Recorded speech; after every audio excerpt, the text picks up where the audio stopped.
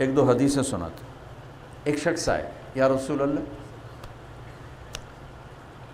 میرے پاس کچھ مال ہے آج کل, تو کیا اللہ کے راستے میں خرچ کر کے مجھے اللہ کی راہ میں جانے والے کا اجر مل سکتا ہے؟ آپ نے کہا کتنے تیرے پاس؟ انہوں نے کہا 6000. تو پہلی صدی میں 6000 بہت بڑی دولت ہے, ٹھیک, آج کا 6000 نہیں. تو میرے نبی نے کیا فرمایا کہ تو سارا خرچ کر دے اللہ کے راستے میں, سارا.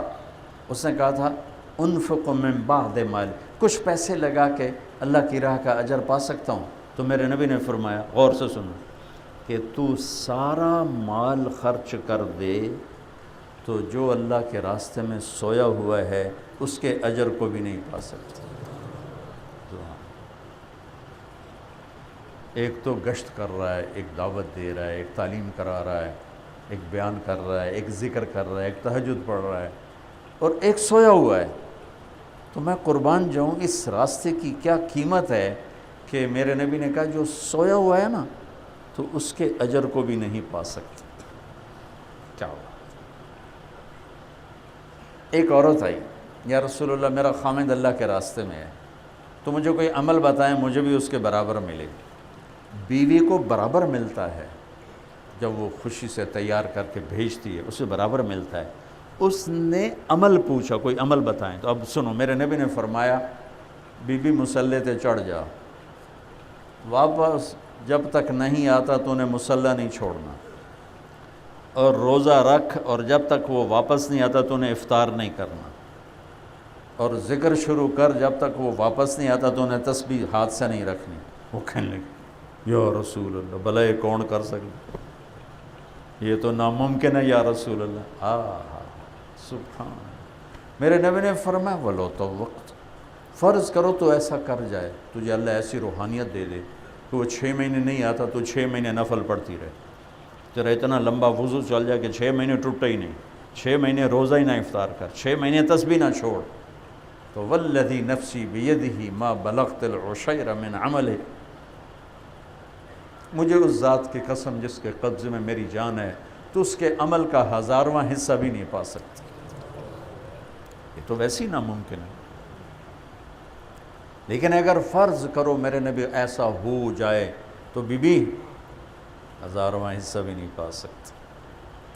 اللہ نے ہمیں وہ خوبصورت کام, بھائی ایک دوسرے کو شاباش دیا کرو, تانے نہ دیا کرو.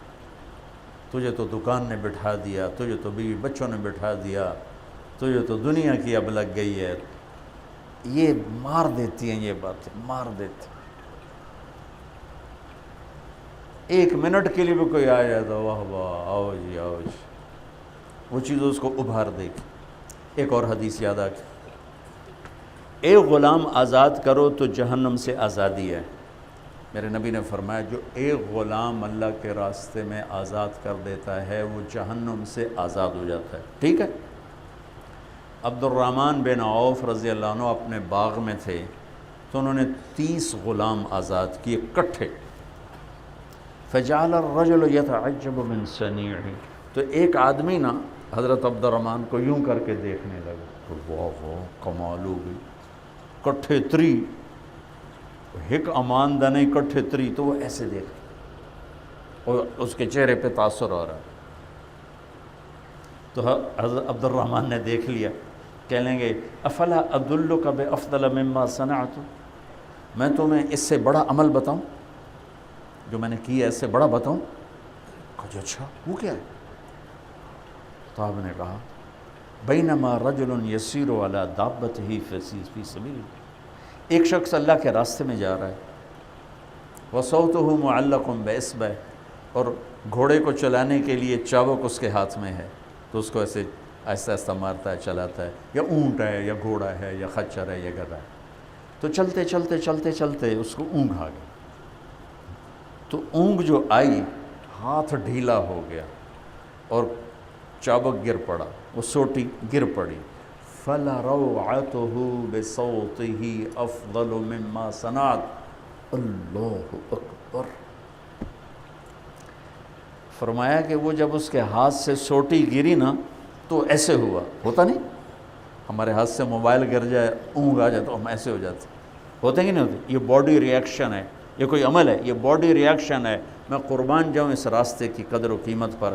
عبد الرحمن کہنے لگے اس کا یوں ہو جانا اللہ کے راستے میں میرے 30 غلام آزاد کرنے سے بڑا عمل ہے۔